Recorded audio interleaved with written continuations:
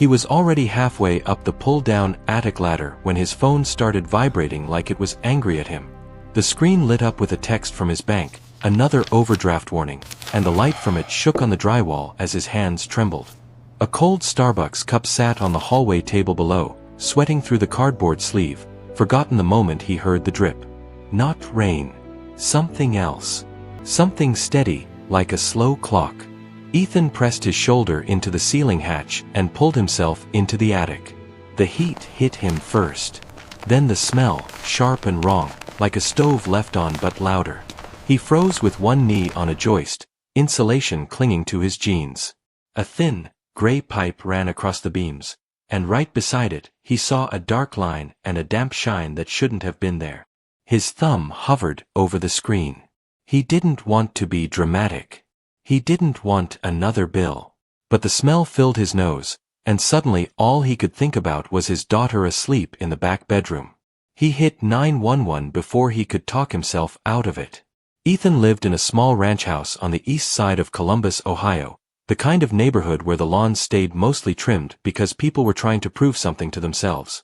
The houses were close enough that you could hear somebody's basketball bounce off a driveway 2 homes down.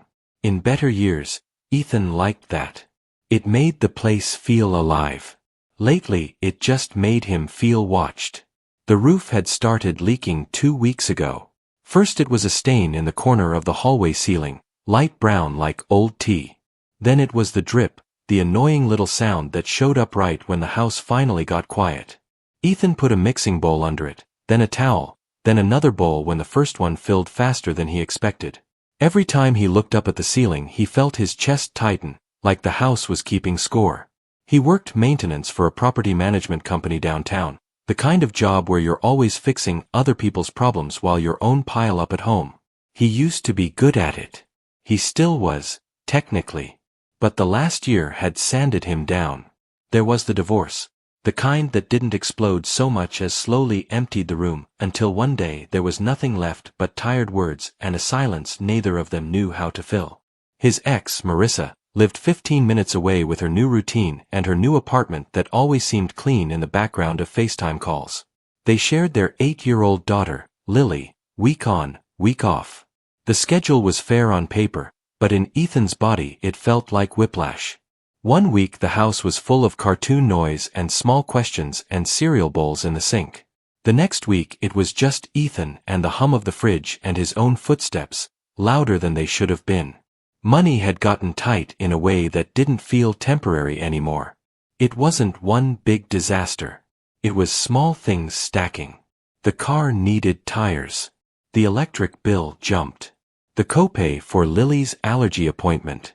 A raise that never happened. Ethan stopped buying anything that wasn't necessary, and still the numbers never worked out. He would lie in bed scrolling his banking app like he could pinch and zoom his way into a different reality. The roof was supposed to be a simple fix. He watched videos on his phone late at night, paused and rewound them, trying to convince himself this was just a Saturday job and not another reminder that he couldn't afford to call a professional. He went to Home Depot after work, pushing a cart with shingles and sealant and a cheap headlamp that pinched his forehead. The cashier asked if he wanted to open a store card. Ethan laughed like it was a joke, then shook his head. The day he decided to do it, the sky was heavy and gray, the kind of winter afternoon that made every room look dim even with the lights on. Lily was in her room building a little Lego set on the floor, humming to herself. She had one of Ethan's old flannels on over her pajamas, sleeves rolled past her wrists. She looked safe. She looked small. She looked like a responsibility that mattered more than his pride. "You're gonna go up there?" she asked when she saw him dragging the ladder out of the hall closet. "Just for a minute," Ethan said. He tried to sound casual, like he wasn't scared of falling through his own ceiling. "I'm gonna take a look. Can I see?" "No, kiddo. You can be my helper down here. If I ask for something, you hand it to me." She nodded seriously, like it was an important job. She carried his tape measure to the hallway and set it beside the flashlight.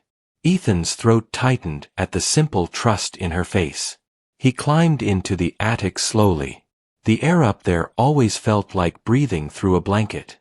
He shuffled across the joists, careful not to put his weight on the drywall. His headlamp cut a thin tunnel through dust and insulation. He found the spot above the stain and leaned forward. That's when he smelled it. At first he thought it was dead mouse, because attics always had some gross smell. But this was different. It was sharp and clean in a sick way, like chemicals. He pulled back and tried to ignore it. Then he heard the drip again, closer, and saw the shine along the side of a pipe. His mind did that thing it did now, the thing where it jumped to worst case even before he wanted it to. He pictured Lily coughing in her sleep. He pictured headlines. He pictured Marissa's face, not angry but devastated, and the way Ethan would blame himself forever for being cheap. He swallowed hard, steadying his breathing. He took his phone out and turned on the flashlight mode even though he already had the headlamp. The bright white light hit the pipe and he saw a hairline crack, dark around the edges, and a dampness that looked fresh. Ethan sat back on the joist, heart pounding. He didn't know much about gas lines, but he knew enough to know he didn't want to guess. Down below, Lily called up, "Dad? Are you okay?" He stared at the crack, then at the hatch, then at his hands. His hands looked older than he felt. His nails had grime under them no matter how much he washed. He thought about all the times he'd told himself he could handle it. He thought about how handling it had started to mean doing everything alone. He climbed down fast, faster than he should have, and his boot slipped on the last rung. The jolt shot through his knee. He caught himself on the wall, breathing hard. "I need you to grab your shoes," he told Lily. He tried to keep his voice steady. "We're gonna step outside for a bit." "Why?" "Just trust me." She frowned, but did it. Ethan walked to the front door and opened it. The cold air hit his face like a reset button. His phone was in his hand before he fully decided. His thumb hovered, and a part of him wanted to call his boss, or a neighbor, or anybody except emergency services because calling 911 felt like admitting he wasn't in control. Then he looked back at Lily, standing by the couch with her sneakers half on, hair messy, eyes watching him. That did it. He hit 911. The fire truck didn't come with sirens. That surprised Ethan. He had imagined noise and neighbors staring, imagined feeling exposed. Instead, two quiet vehicles pulled up, one from the fire department and another from the gas company, their hazard lights blinking softly against the gray afternoon. It felt almost respectful, like they were trying not to make his fear bigger than it already was. A firefighter named Ron knocked on the door even though Ethan and Lily were already standing on the porch. Ron looked about Ethan's age, maybe a little older, with tired eyes and a calm voice that didn't rush anything. He asked a few questions, nodded, and told Ethan he did the right thing calling. Those words landed heavier than Ethan expected. Another worker went inside with a detector. They moved carefully, quietly. No drama. No panic. Just professionals doing their job. Lily stood close to Ethan, her small hand gripping his jacket. He could feel her thumb rubbing the seam over and over, a nervous habit she'd had since she was little. Ethan realized his own leg was bouncing. He forced it to stop. A woman from 2 houses down stepped onto her porch, then walked over slowly. Ethan recognized her but couldn't remember her name. She wore a beanie pulled low and held a travel mug in both hands. "Hey," she said gently. "Everything okay?" "Yeah," Ethan said automatically. Then he paused. "I think so. Gas thing. Probably." She nodded like she understood more than he'd said. "I'm Nora. I live over there." She pointed with her mug. "If you need to warm up, you're welcome to sit in my car. It's running." Ethan almost said no. He always did.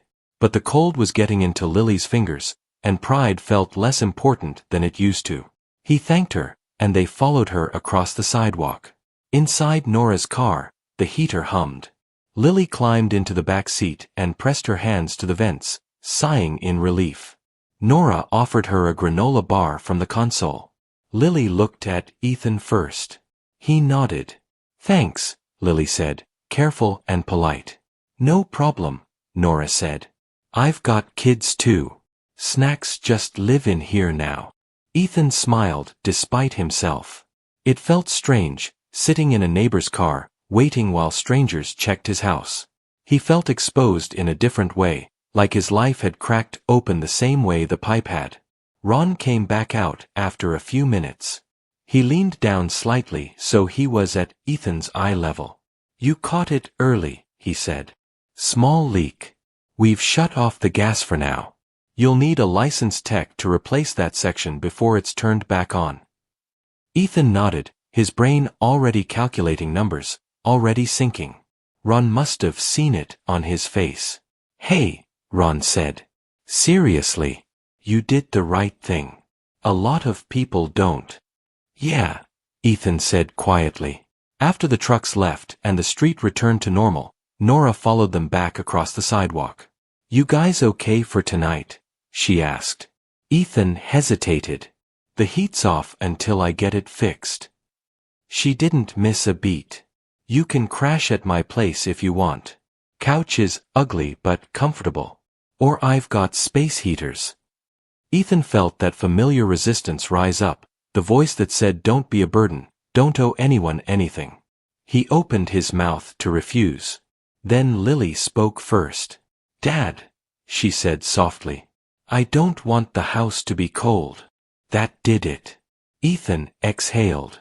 "Okay," he said. "Thank you. Just for tonight." Nora's house smelled like laundry detergent and something cooking, maybe soup. It felt lived in, not staged. There were shoes by the door, mail on the counter, a half-finished puzzle on the coffee table. Normal chaos. It made Ethan feel oddly calmer. They sat at the kitchen table with bowls of soup that Nora insisted on heating up. Lily ate quietly, still processing the excitement of the day. Ethan wrapped his hands around the bowl, feeling the warmth soak into his palms. "So," Nora said carefully, not prying but not avoiding it either. "You doing okay? Like, in general?" Ethan shrugged. The old version of him would have said fine. Instead he said, "Honestly? Not really." She nodded again, like that answer made sense. "Yeah, same." That was it. No fixing. No advice. Just that shared admission hanging in the air. Later, after Lily fell asleep on the couch with a blanket tucked under her chin, Nora handed Ethan a piece of paper with a phone number on it. "My brother-in-law does HVAC and gas line work," she said. "He's fair. Doesn't upsell. Tell him I sent you." Ethan stared at the number like it was fragile. "I don't know how to say thank you without it sounding weird." Nora smiled a little. "You don't have to. Just pass it on when you can." That night, lying awake on the couch, Ethan listened to the quiet sounds of someone else's house. The ticking of a clock. Pipes settling. The low hum of a heater that worked. He thought about how close he'd come to ignoring the smell. How close he'd come to telling himself it was fine. For the first time in a long while, he didn't feel completely alone with the weight of his life. It wasn't relief exactly. It was smaller than that. It was the sense that maybe, just maybe, asking for help didn't mean he'd failed. The next morning, Ethan woke up before the sun. It took him a few seconds to remember where he was. The couch felt unfamiliar under his back, softer than his own but not shaped to him yet. His neck ached slightly. From the kitchen came the faint sound of a coffee maker clicking on, followed by the smell of fresh coffee drifting down the hall. He lay there staring at the ceiling, listening. Lily was still asleep, curled on her side, hair spread across the pillow. For a moment, everything felt suspended, like life had paused out of politeness. Then his phone buzzed. A reminder from his landlord app popped up, automatic and cold, even though he owned the house. Home insurance payment due in 3 days. He closed it without reading the full amount. His chest tightened anyway. Ethan sat up slowly and rubbed his face. He felt older than he was. Not in his body exactly, but somewhere deeper, like the part of him that used to believe problems were temporary. Nora noticed him when he shuffled into the kitchen. She slid a mug toward him without asking how he took it. "Black," He appreciated that more than he said. "Sleep okay?" she asked. "Good enough," he said. They stood there quietly, both pretending to focus on their mugs. Ethan watched the steam rise and disappear. He thought about his house across the street, cold and dark, waiting for him like a test he hadn't studied for. After breakfast, he called the number Nora gave him. The man on the other end sounded busy but kind. He asked for details, asked for the address, then paused. "I can come by this afternoon," the man said. "I won't know the full cost till I see it, but I'll be straight with you." Ethan thanked him and hung up. His heart pounded like he'd just agreed to something dangerous. When they crossed back over to Ethan's house, it felt different. Quieter. The heater was off, and the air inside had that still, cold smell that reminded Ethan of vacant homes. Lily wrinkled her nose. "It's chilly," she said. "Just for a little bit," Ethan said. He grabbed blankets and wrapped her up on the couch, turning on a space heater Nora had lent him. She settled in with her tablet, cartoons filling the room with forced cheer. Ethan stood in the hallway and stared up at the ceiling stain again. It looked harmless now. Just a mark. He thought about how many times he'd ignored small signs in his life because stopping felt harder than continuing. In his marriage. At work. In his own head. The technician arrived just after noon. He was efficient, calm, and didn't sugarcoat things. The pipe needed replacing. It wasn't catastrophic, but it wasn't cheap either. The number he gave Ethan wasn't impossible, but it wasn't comfortable. Ethan nodded, pretending to process. Inside, something cracked. After the man left to get parts, Ethan sat alone at the kitchen table. Lily was in the living room, distracted. The house felt too quiet again. He pulled out his phone and opened his banking app, then closed it. Opened it again. He stared at the numbers like they might rearrange themselves if he waited long enough. They didn't. A thought crept in, slow and heavy. Maybe this is just how it is now. Maybe this is as good as it gets. The thought scared him more than the gas leak had. He went into the bathroom and splashed water on his face. He looked at himself in the mirror. The lines around his eyes were deeper than he remembered.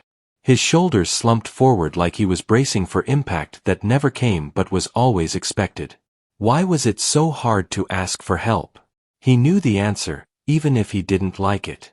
Because help meant admitting he couldn't carry everything alone anymore. It meant accepting that the version of himself he'd built his identity around, the reliable one, the fixer, wasn't enough right now. His phone buzzed again. A text from Marissa. "Lily, okay?" She mentioned something about the house being cold.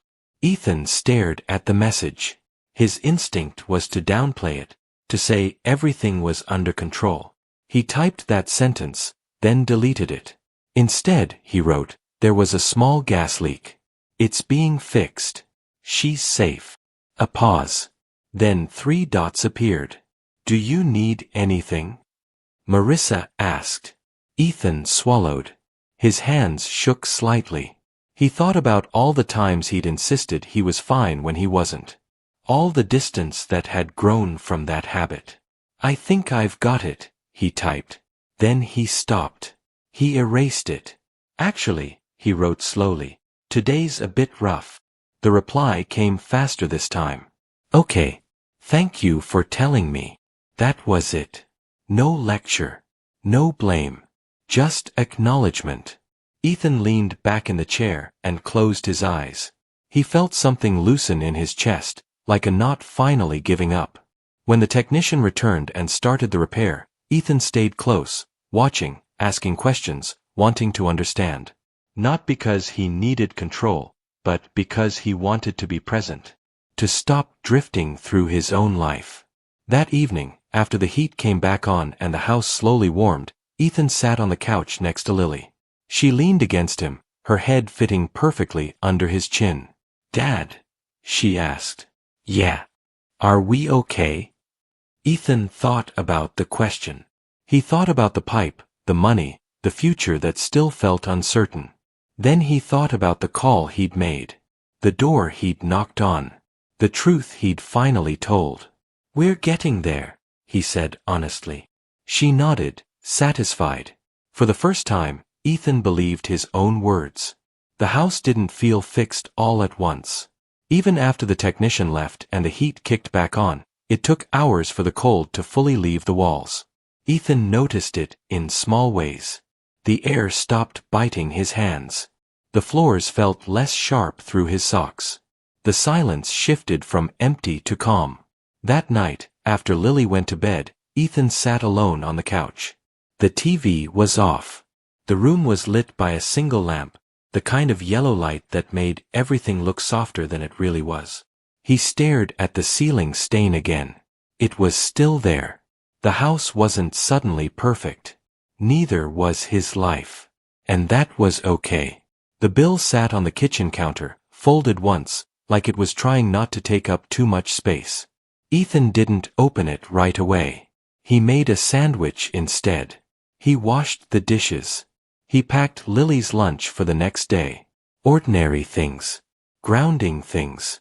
Later, he sat at the table and did the math slowly, honestly.